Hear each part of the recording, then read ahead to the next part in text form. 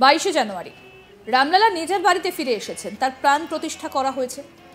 একদিকে গোটা দেশ যখন রামলালার প্রাণ প্রতিষ্ঠা নিয়ে আনন্দে সামিল, তখনই ঠিক সোমবারই সংহতি মিছিলের ডাক দেন বাংলার মুখ্যমন্ত্রী মমতা বন্দ্যোপাধ্যায়। গোটা বাংলা জুড়ে সংহতি মিছিলে সামিল হবার কথা বলেছিলেন তৃণমূল সুপ্রিমো। লোকসভা নির্বাচনের আগে এটাই ছিল মমতা বন্দ্যোপাধ্যায়ের প্রথম পদযাত্রা, আর তাতেই যেন ছন্দপতন। একদিকে বনগাঁয় দুটো সংহতি মিছিল বের হওয়াকে কেন্দ্র করে গোষ্ঠী কোন্দলের বিষয়টা মাথাচাড়া দিয়েছে, আর অন্যদিকে বীরভূমেও সংহতি মিছিলে ছন্দপতন। সংহতি মিছিলে অশান্তির জেরে বাসের কাঁচ ভাঙচুর হয়েছে। ধৃতদের মুক্তি এবং দোষীদের গ্রেফতারের দাবিতে পথ অবরোধ করা হয়, আর তাতে করেই অশান্তি আরও বাড়তে থাকে। সোমবার 22শে জানুয়ারি সন্ধ্যায় তারাপীঠে করকরিয়া গ্রামের মোড়ের কাছে রাস্তা দিয়ে রাম নিয়ে শোভাযাত্রা চলছিল। অভিযোগ, সেই সময় সংহতি মিছিল থেকে আসা বেশ কয়েকজন রামের শোভাযাত্রা নিয়ে কটূক্তি করে। এই নিয়ে দুপক্ষের মধ্যে প্রথমে বচসা শুরু হয়, পরে বচসা থেকে মারামারি শুরু হয়ে যায়। মারামারির ঘটনায় বেশ কয়েকজন আহত হয়, ভাঙচুর করা হয় বাসের কাঁচ। খবর পেয়ে ঘটনাস্থলে পৌঁছয় তারাপীঠ থানার পুলিশ ঘটনায় যুক্ত থাকা সন্দেহে 5 জনকে আটক করেছে।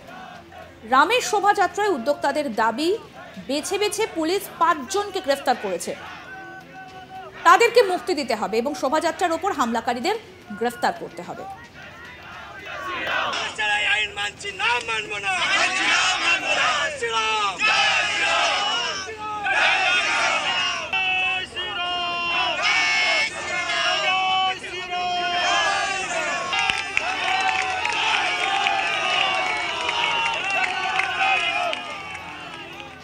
আমাদের প্রতিনিধি শান্তনু হাজরা কি প্রতিবেদন তুলে ধরলেন, আসুন দেখি। মুখ্যমন্ত্রীর নির্দেশ মোতাবেক বীরভূম জেলা জুড়ে সংহতি মিছিল বের করে তৃণমূল কর্মী সমর্থক নেতা মন্ত্রীরা, আর অপরদিকে বিজেপি এবং বিশ্ব হিন্দু পরিষদ RSS এর সংগঠনের তরফ থেকে রাম র্যালি বের হয়। আর এই রাম র্যালি ও সংহতি মিছিলের সম্মুখীন হওয়াতেই বাঁধল বচসা খণ্ডযুদ্ধ। রামপুরহাটে তারাপীঠ রোডের কাছে সংহতি মিছিল একদিক থেকে আসছিল, অপর দিক থেকে রাম র্যালি আসছিল। একদিকে ছিল তৃণমূলের দলীয় পতাকা নিয়ে সংহতি মিছিলের খ্রিস্টান, বৌদ্ধ, শিখ, ঈসাই সবাই ঐক্যবদ্ধ হও, আর একদিকে শ্রীরাম স্লোগানে যে কর্মকর্তারা ছিলেন, যারা নেতৃত্ব দিচ্ছেন, তাদের অভিযোগ যে TMC সংহিতা মিছিল রয়েছে, এই মিছিল থেকে রাম র্যালিকে কটূক্তি করা হয়।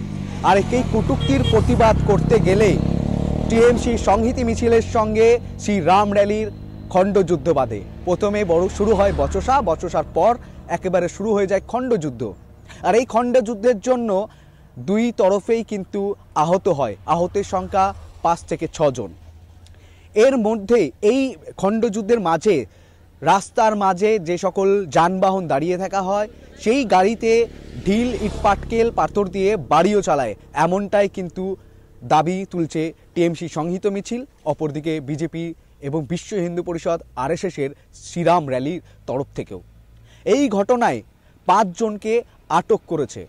অপরদিকে শ্রীরাম র্যালি, অর্থাৎ এই শ্রীরাম র্যালির উদ্যোক্তা ছিলেন বিজেপি, RSS, বিশ্ব হিন্দু পরিষদ।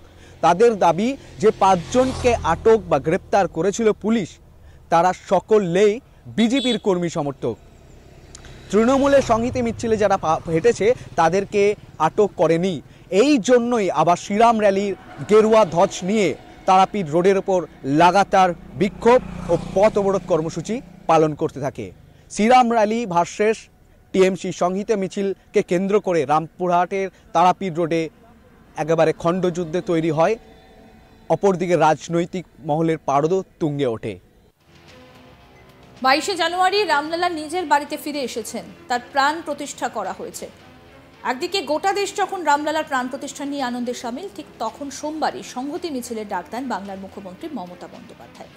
যত এগিয়ে আসছে লোকসভা ভোটের সময় ততই যেন বাড়ছে উত্তেজনার পারদ। আরও আপডেট পেতে আজ তাক বাংলার ইউটিউব চ্যানেল সাবস্ক্রাইব করুন, নোটিফিকেশন পেতে বেল বাটন অপশন প্রেস করুন।